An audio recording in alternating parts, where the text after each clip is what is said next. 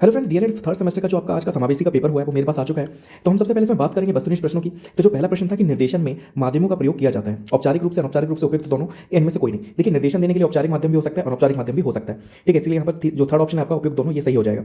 ठीक है, तो इसका सही आंसर क्या हो जाएगा? उपयुक्त दोनों। नेक्स्ट क्वेश्चन है आपका, राष्ट्रीय न्यास अधिनियम कब पारित हुआ? राष्ट्रीय न्यास अधिनियम कब पारित हुआ? तो ये जो न्यास अधिनियम था ये पारित हुआ था आपका 1999 में। ठीक है, तो यहाँ पे पहला जो ऑप्शन है वो बिल्कुल ठीक हो जाएगा। 1999 में राष्ट्रीय न्यास अधिनियम पारित हुआ था। नेक्स्ट क्वेश्चन है कि समावेशी आवासीय संस्थाएं पाई जाती हैं। ठीक है, तो समावेशी जो आवासीय संस्थाएं होती हैं कहाँ पाई जाती है, किस देशों में पाई जाती हैं? तो ये आपकी पाई जाती थी अमेरिका और ब्रिटेन में। ठीक है, कहाँ पाई जाती है? तो अमेरिका और ब्रिटेन में ये पाई जाती हैं। तो पहला ऑप्शन यहाँ पे बिल्कुल ठीक हो जाएगा। नेक्स्ट क्वेश्चन है आपका, psycho galvanic skin resistance audiometer का उपयोग करते हैं, यानी कि प्रयोग करते हैं। तो किसमें ये प्रयोग करते हैं? श्रवण बाधित पर करते हैं, अस्थि बाधित पर करते हैं, दृष्टि बाधित पर करते हैं, उपयोग सभी। तो देखिए, आपको इससे समझ जाना चाहिए कि इसमें क्या आ रहा है, ऑडियोमीटर आ रहा है। ठीक है, और ऑडियोमीटर आ रहा है, इसका मतलब ये किस पे यूज करेंगे हम लोग? तो श्रवण बाधित पे करेंगे। ठीक है, तो यहाँ पे पहला जो ऑप्शन है बिल्कुल ठीक हो जाएगा। नेक्स्ट क्वेश्चन है कि पुनर्वास प्रशिक्षण एवं शोध राष्ट्रीय संस्थान स्थित है। तो ये संस्थान कहाँ पर स्थित है? पुनर्वास प्रशिक्षण एवं शोध राष्ट्रीय संस्थान। तो ये आपकी कहाँ पर? कटक में स्थित है, यानी कि उड़ीसा में स्थित है। ठीक है, तो उड़ीसा इसका सही आंसर हो जाएगा। नेक्स्ट क्वेश्चन है कि डिस्ग्राफिया संबंधित है। तो ये आपने कई बार पढ़े होंगे, अगर सीटेट दिया होगा तो भी पढ़ा होगा। डिस्ग्राफिया, डिस्कैल्कुलिया, डिसलेक्सिया, ये सारा। तो डिस्ग्राफिया किससे संबंधित होता है, किससे संबंधित विकार है ये? तो ये आपका लिखने से संबंधित विकार है। ठीक है, किससे संबंधित है? तो लिखने से संबंधित, यानी कि सेकंड ऑप्शन जो है आपका बिल्कुल ठीक हो जाएगा। ठीक है, नेक्स्ट क्वेश्चन है कि सही दृष्टि कहलाती है 6/6, 6/12, 6/9 या 0.6/18। ठीक है, तो सही दृष्टि कौन सी होती है? तो सही दृष्टि होती है आपकी 6/6, यानी कि पहला ऑप्शन जो है वो बिल्कुल ठीक हो जाएगा यहाँ पर। नेक्स्ट क्वेश्चन की हम बात कर लेते हैं कि वंचित होना बाल्य जीवन की उद्दीपकों की दशाओं की न्यूनता है। ये किसने कहा है? ठीक है, तो एक दो कथन तो पूछे जाने थे, मैंने आपको कहा था। तो वंचित होना बालकाल जीवन के उद्दीपकों की दशाओं की न्यूनता है, ये कथन था आपका गार्डन का। ठीक है, किसका कथन था? तो गार्डन का था। नेक्स्ट क्वेश्चन है कि प्रतिभाशाली बालकों की इंद्रियां होती हैं, जो प्रतिभाशाली बालक होते हैं उनकी इंद्रियां कैसी होती हैं? अविकसित होती हैं, सामान्य होती हैं, तीव्र होती हैं, इनमें से कोई नहीं। तो देखिए, जो प्रतिभाशाली होंगे किसी चीज को बहुत जल्दी पकड़ लेते हैं, देख लेते हैं, सुन लेते हैं चीजों को। ठीक है, तो इनकी इंद्रियां कैसी होती हैं? तो इनकी इंद्रियां होती हैं आपकी तीव्र। ठीक है, तो थर्ड ऑप्शन यहाँ पे बिल्कुल ठीक हो जाएगा। नेक्स्ट क्वेश्चन है आपका कि संगणक का संबंध है, संगणक का संबंध किससे है? अनुदेशन से, शिक्षण से, दोनों से, या कोई नहीं? तो संगणक की बात हो रही है तो संगणक का संबंध अनुदेशन और शिक्षण दोनों से ही है। ठीक है, तो यहाँ पे उपयुक्त दोनों हो जाएगा। तीसरा ऑप्शन बिल्कुल ठीक हो जाएगा। फिर नेक्स्ट क्वेश्चन है कि प्रारंभिक अवस्था में मंदबुद्धि बालकों की पहचान हो सकती है अवलोकन से, परीक्षण से, साक्षात्कार से या प्रक्षेपी प्रविधि से। तो देखिए, प्रारंभिक अवस्था की बात हो रही है और मंदबुद्धि बालकों की बात हो रही है, तो उनकी पहचान आप कैसे करेंगे? साक्षात्कार तो नहीं हो सकता, क्योंकि आप इंटरव्यू लेकर तो नहीं पता करेंगे। ठीक है, कि बच्चों का इंटरव्यू लें तो पता लगे आपको। ठीक है, परीक्षण भी नहीं हो सकता, तो इसका सही आंसर होगा आपका अवलोकन, यानी कि पहला ऑप्शन जो है वो बिल्कुल ठीक हो जाएगा।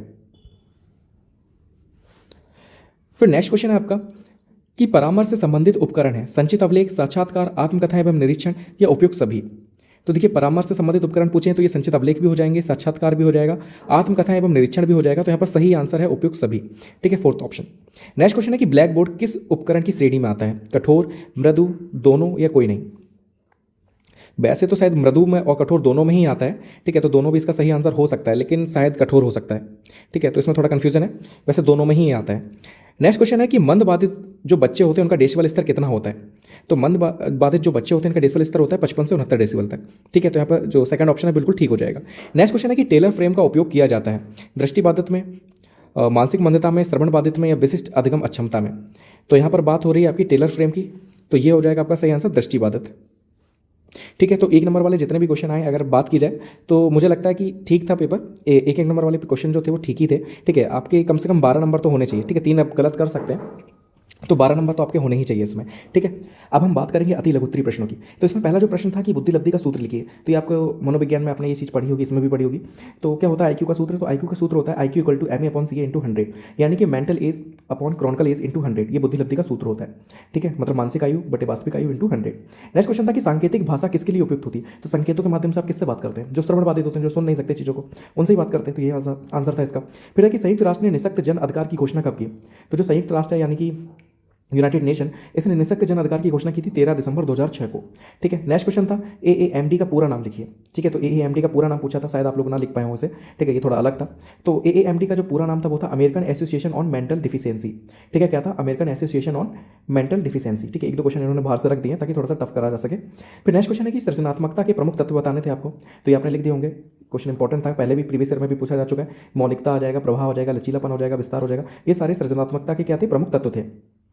फिर था कि अपवर्चन से आप क्या समझते हैं? तो अपवर्चन क्या होता है कि बच्चों को उनकी अक्षमता के कारण सामान्य शैक्षिक व्यवस्था या समावेशी शिक्षा से बाहर करना, क्या कहलाता है? अपवर्चन कहलाता है। कि बच्चे अक्षम हैं, वो पढ़ नहीं पा रहे हैं, मतलब देखते नहीं है, सही से देख नहीं पाते हैं या सुन नहीं पाते हैं। ठीक है, या विकलांग है, तो आप क्या करें? उन्हें समावेशी शिक्षा से बाहर कर दें। तो यही चीज़ कहलाती है अपवर्चन। ठीक है, नेक्स्ट क्वेश्चन है कि शैक्षिक समावेशन से आप क्या समझते हैं?